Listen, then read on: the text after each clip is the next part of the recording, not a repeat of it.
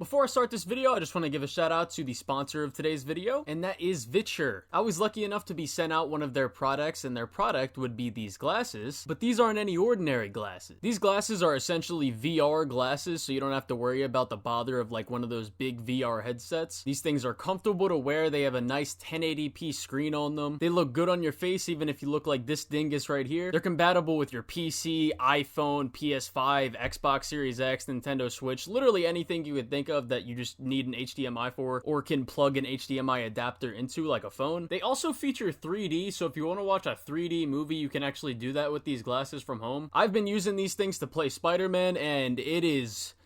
let's just say it makes me feel like Spider-Man. This is something else. The only thing I would say about these glasses is that if you use them for too long, depending on how sensitive your eyes are, your eyes may start to hurt a little bit, because that did happen with me a little bit because my eyes are kind of sensitive. But granted, I was using them for like 2 hours, so... but I would recommend these glasses, and if you're interested in them, I will have a link to their website in my description. So with all that being said, let's get into the video. Well, the time has come. A lot of you guys have been asking where my review for Spider-Man 2 is, and today, that's exactly what I'll be doing. But to clarify, before going into it, just like I did on one of my community posts, I will not be talking about the story at all in this video, as I do not feel like I'm ready to make a fully thought out video on the story that goes over my issues with it as well as my praise with the story, without understanding these characters, the plot, and everything that I would like to like the fullest extent of being able to like understand everything. I will only be talking about the story after I have beaten it again on New Game Plus, so I can go through the story again. So when I do that, I will make a video about the story, which will be part 2 to this review. But that doesn't mean there's not going to be spoilers in this video, because there will be a little bit of spoilers, and especially big boss fight spoilers and stuff. So that was your warning now. And one more PSA before I get into this review. I know there's going to be people that think I'm just the Spider-Man scrotum scruncher, but I do not just blindly ride every single Spider-Man project that is released. There's going to be problems with this game, just like all games, that you may have personally with this game that I do not personally have, and vice versa. I'm going to critique this game as honestly as possible to what I feel it should be critiqued for, and some of my nitpicks and personal grievances. So with all that being said, let's get into the categories.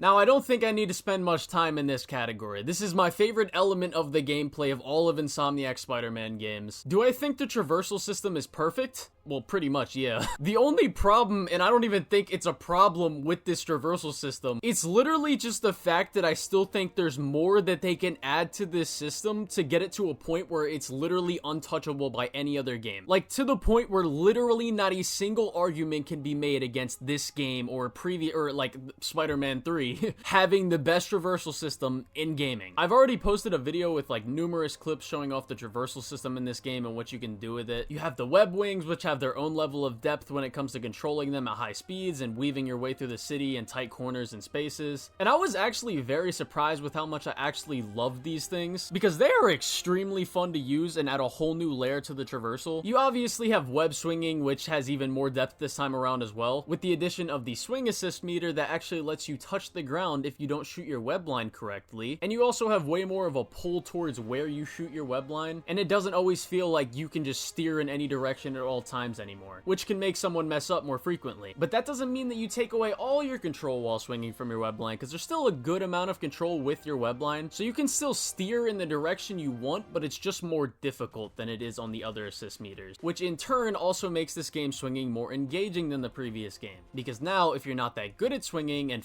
fuck up, you are losing your momentum a lot more frequently, unless you just a little bitch that turns that swing assist meter on. Turn it off and get good at the game. Nah, I'm just playing. You can play on whatever swing assist you like. But another thing about the swing assist meter is that it rewards you extrinsically and intrinsically. So if you want a more skill-based experience, turn off the swing assist. But if you actually want a reward for turning off the swing assist, you get that, because you can't swing as fast as possible if you're playing on any of the other swing assist modes. You've also got corner tethering, which lets you do loop-de-loop around poles, or to corner city streets while moving at extremely high speeds, or zip through even narrow areas or alleyways or something like this.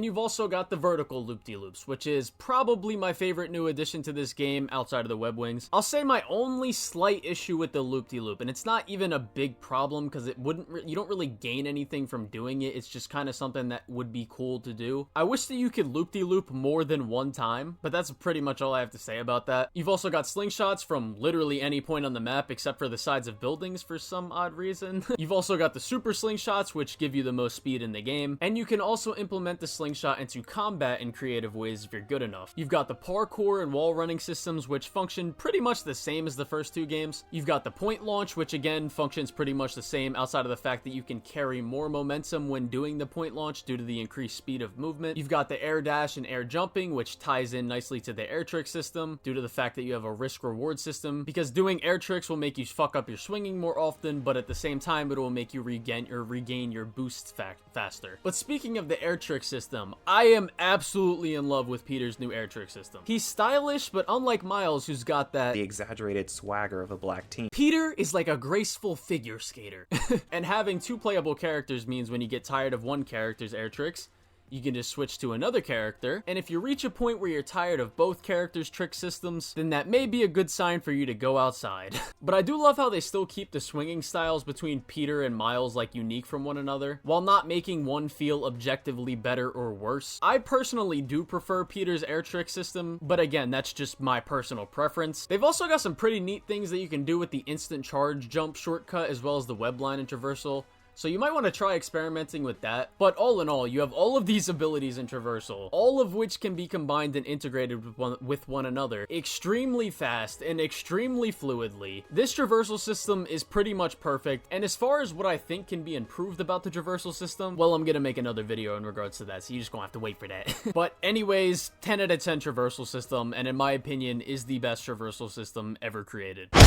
Now we get to the combat, and again, I do think this is another area of improvement that Spider-Man 2 has made. Let me first start off with the biggest area of improvement, and that's the enemy designs and the enemy variety. There is more variety in one enemy faction in this game than there was in the entirety of Spider-Man PS4, and that is from the Hunters. The Hunters have regular melee weapon guys, they have melee weapon guys which have undodgeable attacks and like different types of regular attacks. You have the crossbow guys that can stick to walls and like zip around the environment. You have the sniper guys which can break out of your combos, and you also have the rocket launcher guys which can also break out of your combos as well. You've got the regular gun enemies, you've got shield enemies, you got two different types of brutes that have different movesets from one another, and they also have attacks that you can't dodge and you are forced to parry. You have the vulture drones, you've got dogs which can disable your gadgets and abilities. They can also help blind people and play fetch with you. And then finally you have two different types of vehicles, being the helicopter things and the like vehicle APC turret things. And then the next enemy faction is the symbiotes. You have the yellow ones which have multiple different moves as well. They can interrupt your air combos and ground combos. You have the green ones which you can't straight up punch, but you can use gadgets on them, or what I most of the time just do, I'll just punch them and then immediately get ready to parry them so I can hit them. But you might want to be wary of that because they have attacks that you literally have to dodge and can't parry, the little blue attack things. There's the purple symbiotes which can spawn in the octopus grenade thingies, if you know what, I don't even know what to call these things. And these are the ranged attack enemies for this faction, and they have ranged attacks which can't be dodged and you have to parry. There's the red symbiotes which again have multiple different moves and a grab move that can be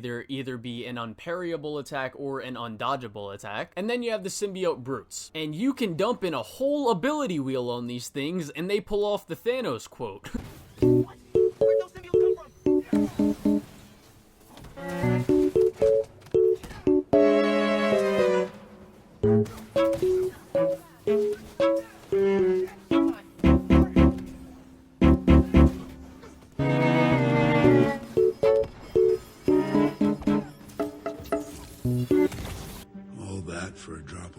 One thing I will say in regards to the symbiote brutes is that when you play as Peter, it's actually way easier to take them down and they're not as damage spongy.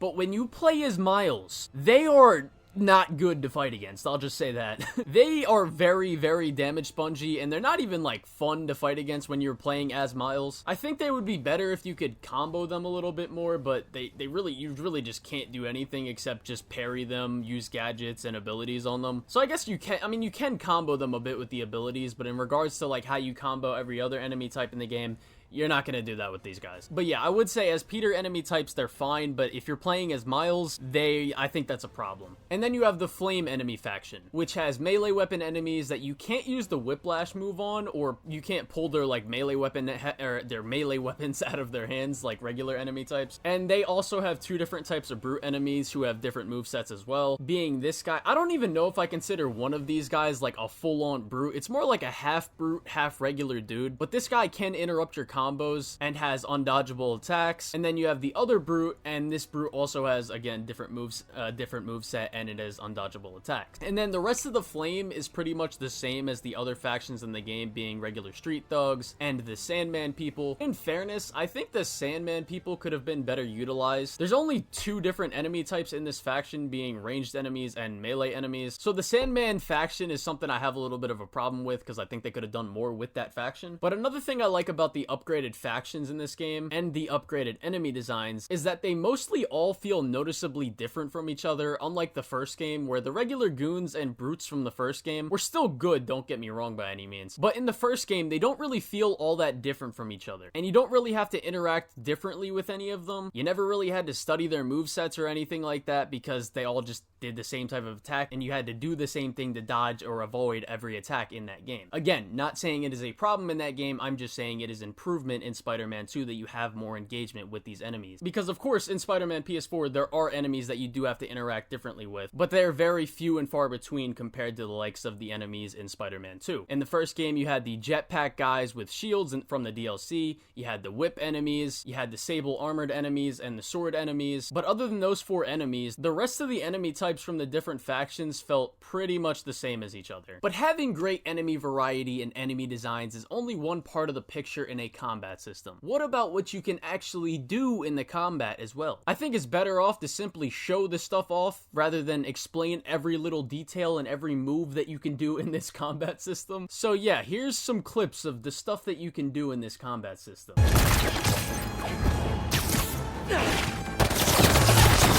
Watchful wind!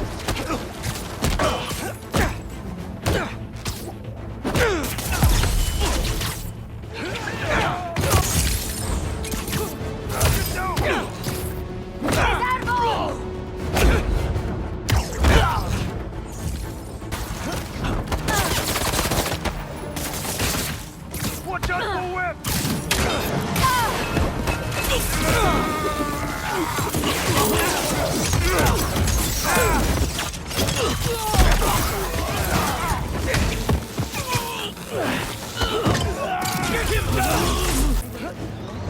Don't worry, plenty of web to go around. Taking the high ground.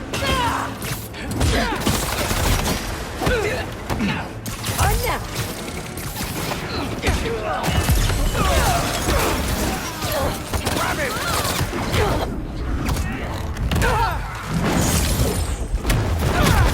Reinforcements.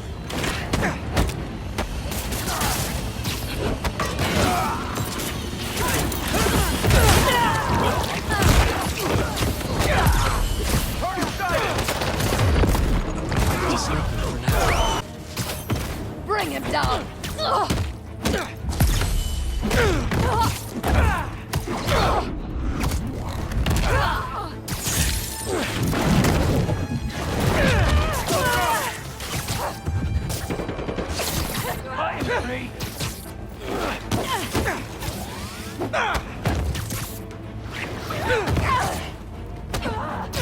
Opening fire!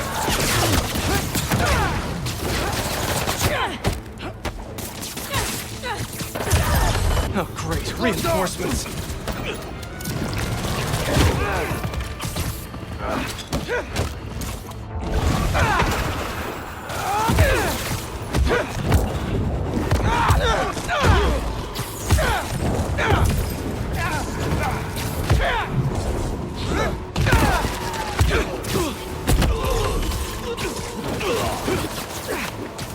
Block with your blade!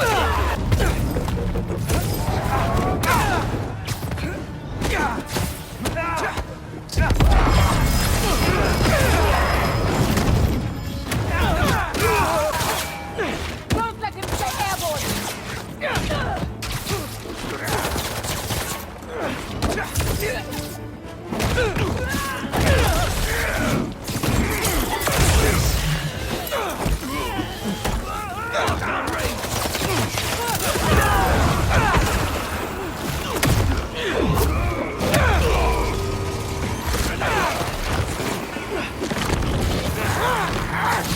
Keep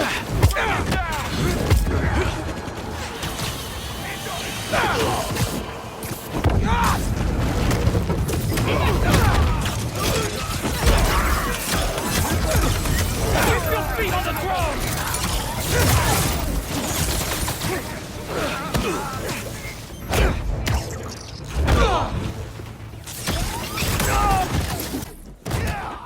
Oh, I see I gotta lay hands and feet on y'all today.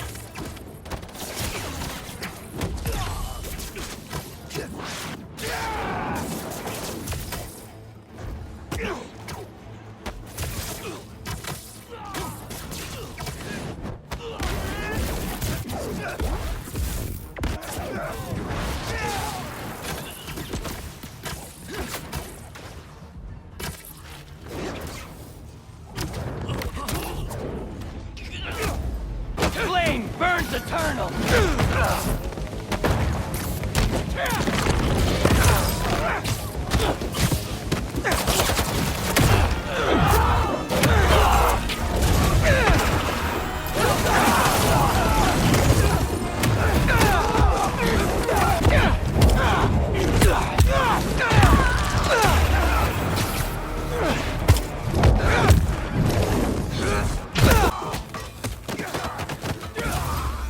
Slam him down.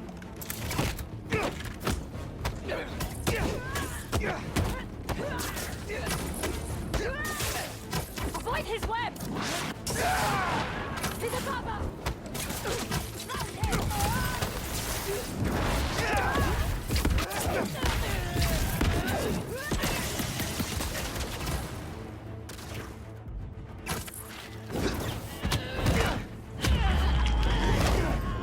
Unfinished business here. More of you! But I'm only one fighter!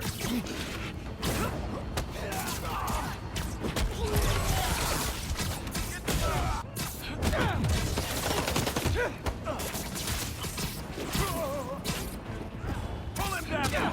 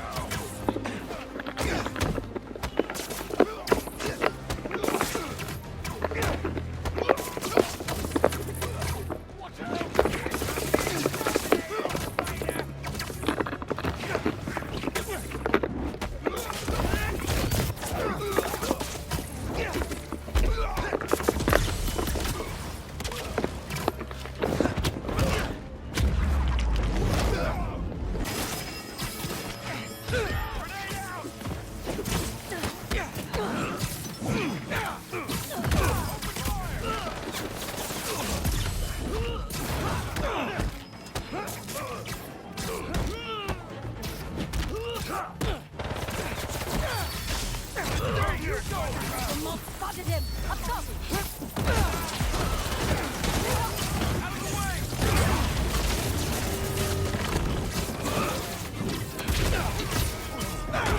Oh, great. Reinforcements.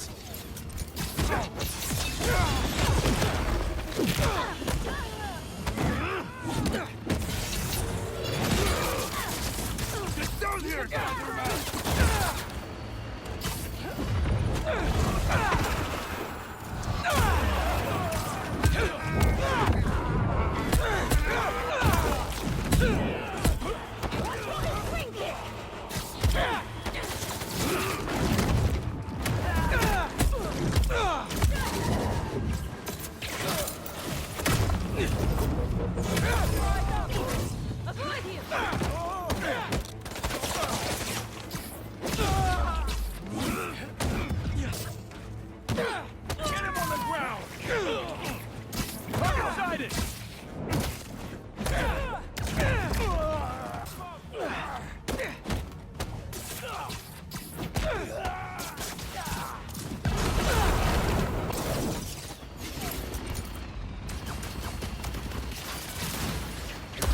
we're not doing this today.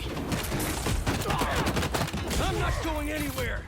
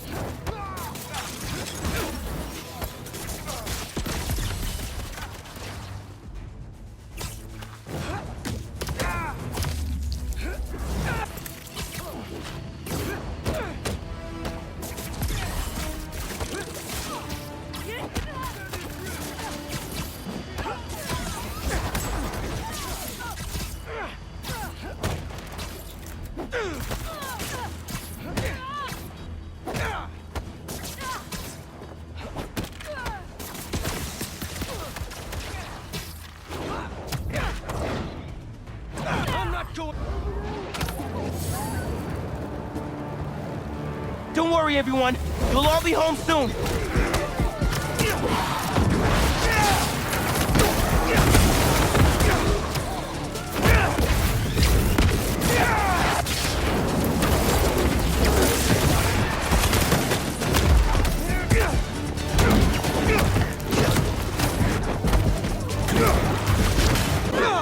Watch your head! Guys!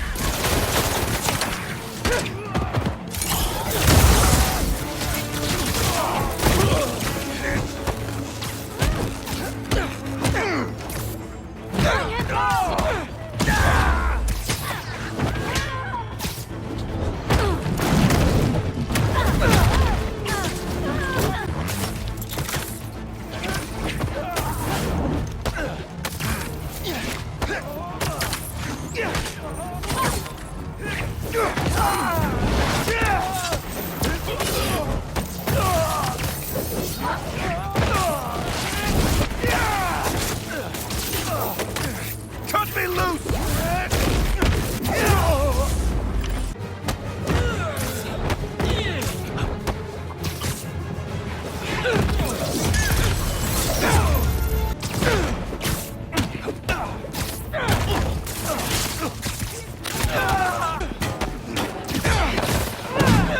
Don't you be a bigot! This? Watch it!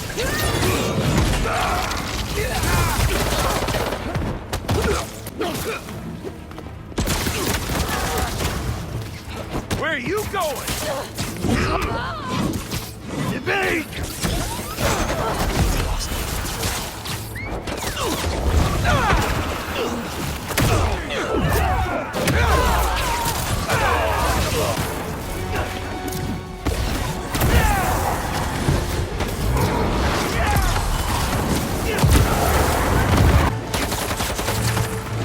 Now what are you gonna do?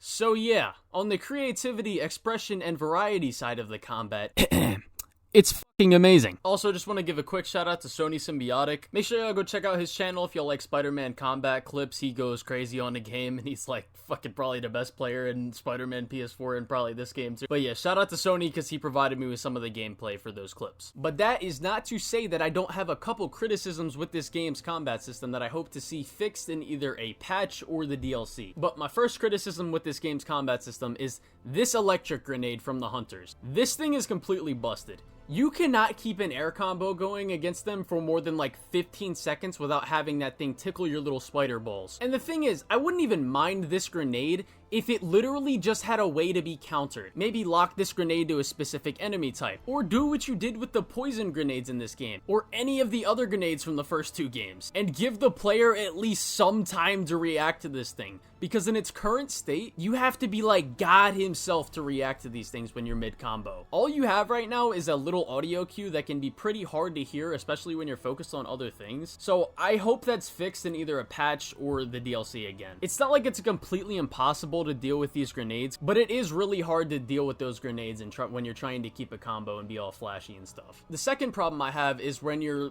doing this little swing kick move and then you press triangle right after, it looks like this. You're completely locked into this animation, and this causes things like this to happen. Are you serious, my brother?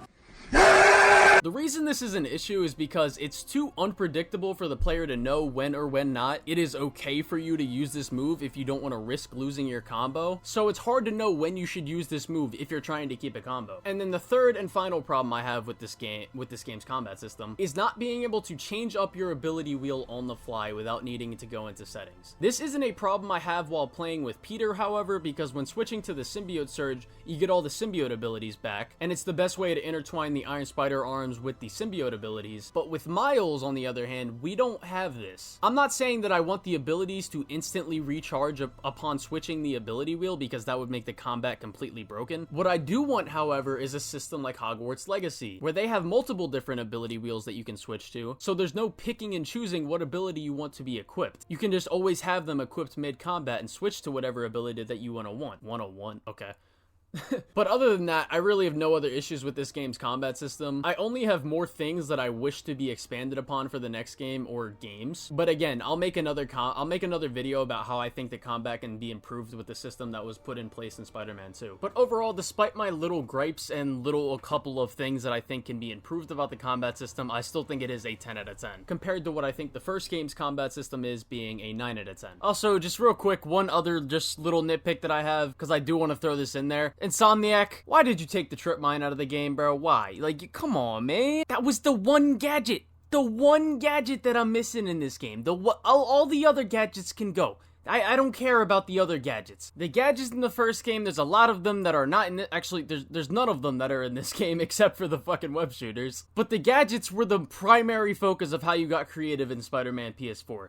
In this game, you get creative. The way you get creative is a lot different. Despite what some idiot on the internet will have you believe, trying to say that, oh, this game's just a DLC, copy and paste, shut the fuck. But bro, I'm not forgiving them for this. I can't. They took my trip mine from me, and I am sad.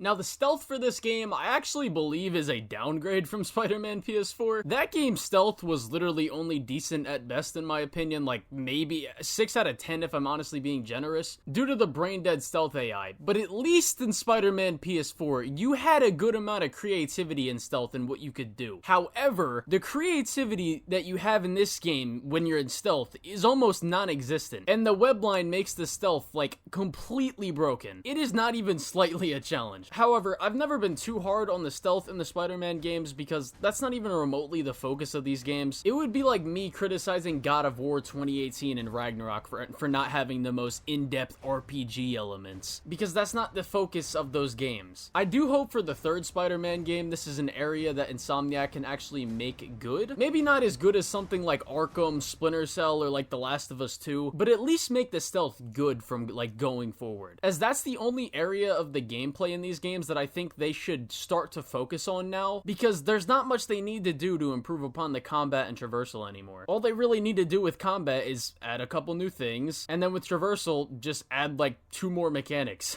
I think if they focus more on the stealth going forward, it's going to add a completely new layer to the gameplay to push this game's gameplay even further than it already is. And it's already phenomenal. But for stealth-wise, I'd probably give the stealth system, maybe a 4 out of 10.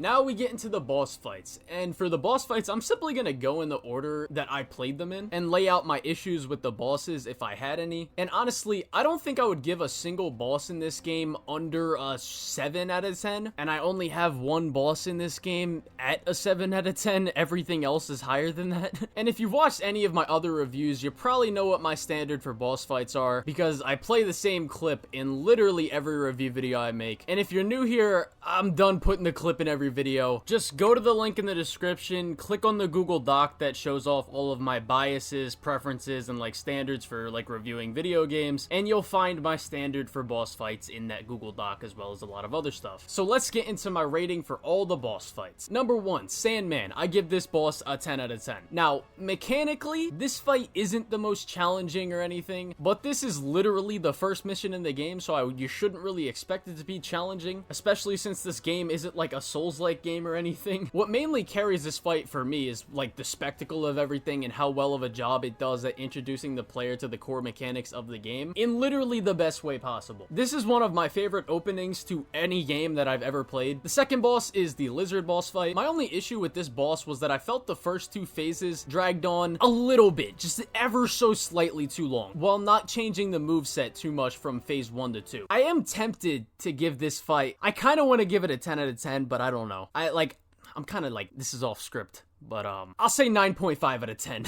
because having the chase scene intertwined with the boss fight also adds to it, so it's just like, I don't know, 9.5 out of 10. For Mr. Negative, this is an easy 10 out of 10. I have literally no issues with this fight. Mechanically, it was great. Spectacle-wise, it was great. Story-wise, it was great. Music-wise, literally everything, amazing. Kraven, also a 10 out of 10. I would reiterate the same shit that I just said for Mr. Negative. Miles vs. Peter, 10 out of 10, 100 out of 10, 3 trillion out of 10. This fight was literally perfect. This is my favorite boss fight in any game. It literally almost made me tear up. Why are you doing this? I made you. You owe me. I know you don't mean that. All I wanted was to save everyone. MJ. May. Now this city thinks that I'm the problem. You think I'm the problem? But I'm not anymore. I'm the solution. Bro, I'm like, I don't even want to fight him, man. I'm sad for Peter, bro. The music, the boss design, the environment, the dialogue, literally everything about this fight is perfection. Then we get to Venom vs. Kraven. I give this fight a 7.5 out of 10. Now, if I was to judge this fight purely off the purely based off how mechanically interesting it is, I'd probably say this boss is like a 5, but the story impact, the music, and the context of everything before this brings it up to a 7.5 for me. Again, go see what my standard for boss fights are. And then we get to the Scream boss fight, and I give this boss fight a 7 out of 10. My issue with this fight is that it literally just drags out for too long, and it does not change the moveset from phase to phase that off, or it doesn't really make much drastic change in the moveset from phase to phase. I still thought it was a good fight. I just wish they did more to change things up from each phase. And then the final boss fight of the main story is Venom versus Peter and Miles. Again, I have no issues here with this fight, and the fact that the last 2 phases change the character you play as while also throwing in air combat is just amazing. This is my second favorite boss in the game. And then for the final 2 boss fights, I have the same issue with both of these boss fights, and I have the same rating for both of these boss fights, and that is the Wraith and Mysterio boss fight. I have these both at 8 out of 10s. My only issue with both of these fights is that I just wish they were a little bit more challenging. So for the side missions in this game, I'm just gonna go through all of them and give my average rating for all the quest lines as a whole. For the Friendly Neighborhood Spider-Man app missions, I give this an average rating of a 7 out of 10. For the Prowler stashes, I give them an 8 out of 10. I thought a couple of the puzzles for the Prowler stashes were pretty brain dead, but then the rest of them I thought were kind of unique and a little bit interesting. None of them are like crazy top tier puzzles, but they're just fine. They're just short little mini games, and I like the story background that you get from each of the Prowler stashes. I just really like how they use the environment for the Prowler stashes. But in the future, if they're gonna do these like puzzle minigame type things, just make them a bit more challenging. I don't need this game to be the next Portal or anything, just make them a bit more challenging. If the Prowler stashes didn't have the story context behind it, I'd probably give it like a 5 or 6 out of 10. But yeah, moving on, we have the Flame, 10 out of 10 side quest, no question about it. The EMF experiments, I give them an average, I think they were decent. I give them like a 6 out of 10. There were a couple of them that I really liked, but then the rest of them were just like kind of there, I guess. The museum side quest line, I give this one also an 8 out of 10. The Hunter's Blinds, 8 out of 10. The Hunter's Bases, 10 out of 10. The Brooklyn Visions missions, a 6 out of 10. The Spider Bots, a 4 out of 10. I do think for like the collectible elements of the Spider Bots, the fact that you have to actually explore to find them, unlike the backpacks where they were literally all just marked on your map, I do like that element of the Spider Bots more, but I do not like them connecting this game to the Spider-Verse movies. I love those movies with all my heart. They're literally, both of them are my 2 favorite movies ever made, but I do not want this game to be connected to that universe. I just don't. This game pretty much decanonized the Spider-Man PS4 comics that I really like. I'm mostly disappointed now that his appearance in Spider-Geddon just isn't canon now, because I really liked his appearance in that story. It kind of carried that story for me, but you know, for the Spider Bots, I'd probably just give it like a 4 out of 10 due to the fact that you have to explore to find it. I think the backpacks were better in the first game because they actually had like interesting lore every time you got one of them. The next side quest is the Symbiote Nest. I give this one a 9 out of 10. Mysterio, 10 out of 10. Sandman, 8 out of 10. The Talon Drones, 8 out of 10. And then finally, the Robbie Robertson photo op missions, a 5 out of 10. I honestly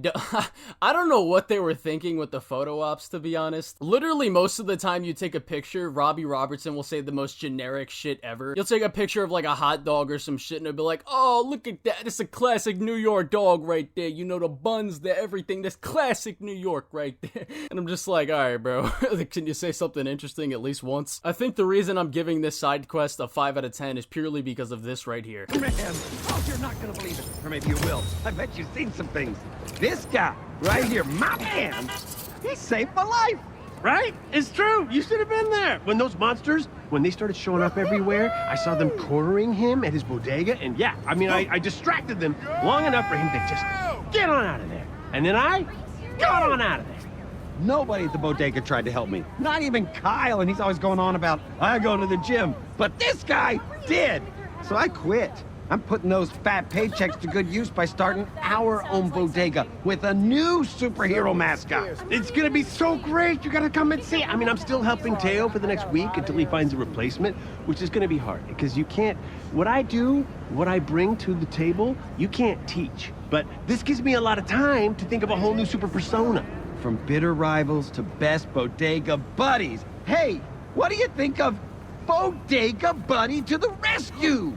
Well, not that, but exactly. But let's just keep workshopping it. Can you actually send that to me later? Spider-Man taking a photo of 2 up-and-coming superheroes. It just feels like something that should be memorialized. We'll have it framed in our bodega, next to the photo of you with the mayor and me with Sloppy Jim. Thank you, Insomniac, for putting this in the game. So my average score for the side quest is a 7.6 out of 10, but my bias score against this game is a 7 out of 10, because I simply think we should have gotten more out of the side content. And I'm not going to fully blame Insomniac for this, but I'm going to mostly blame Sony more, because Sony should have allowed Insomniac more time to make more side content. I thought this game was in development for like 5 years, but apparently it had the same amount of development time as Spider-Man PS4 did. But I am also going to blame Insomniac for the side content not being as good as it really could have been. I think the side content could have gone up to at least a 9 out of 10 with just a couple fixes, because instead of things like the photo op missions, the Haley mission, the VJ mission, the spider bots, we could have had regular web swinging challenges. We could have had Mysterio traversal challenges. We could have got more bases, maybe from the Flame, or mixing actual symbiote bases with the Hunter bases as well. Or even with the symbiotes, somebody I know like brought up a good point. point, it's like, why didn't we go into like a sewer tunnel or something? What if there was like a sewer that was completely enveloped in like symbiotifiedness and we had to go down to the sewer and we had like an intricately designed like base to fight all the symbiotes down there. That would have been so cool, especially if we had the symbiote nests mixed with this like symbiote bases. Give me more of the Mysterio Guitar Hero things at the Coney Island mission. That shit was fire. The side content is is my biggest grievance with this game, but I still think overall what we got from the side content is good, and I think it is a slight improvement over the first game. But on the topic of something that's semi-side content related, not really side content, it just more has to do with the interactivity in the open world, I just gotta mention the random crimes in this game 100% got an upgrade. I saw reviews before this game came out saying they were pretty much the same as the first two games. I don't know what the they were talking about when they said that shit, because the random crimes now have gotten a lot more dynamic. At times, literally every single enemy faction in the game can pull up to a random crime, and a lot of the crimes are at least two different enemy factions. So I don't know what people were talking about when they said the random crimes weren't improved, because they were definitely improved. Now we get into the game design and everything else category. If you're new here, I kind of just jumble a bunch of things together in this category because I don't know how to label it. But first, let's start off with the level design. The level design in this game I also see as a huge improvement over the first game. My favorite section of this game, from the gameplay and narrative perspective, is literally the whole like middle part to the end part of the second act into the start of the third act. We get the whole lizard sequence, which is like multiple sequences, multiple levels, and it's all fucking amazing. Then we get one of my favorite missions in this game, which is like the horror-esque segment with MJ. It's not like extremely horror really or anything like that, but it's just like kind of horror-y, I guess. But it's the MJ mission where you're like following Peter, and then you also get like Miles's gameplay mixed in with it. It's amazing. It's phenomenal. I love this mission. It's one of my favorites in the game. And then we get a great Miles level when he's captured, and then we transition into a Mr. Negative boss fight, which was also phenomenal. Then we get another great combat sequence with Peter, then a phenomenal boss fight with Kraven that goes into a phenomenal boss fight with Peter and Miles.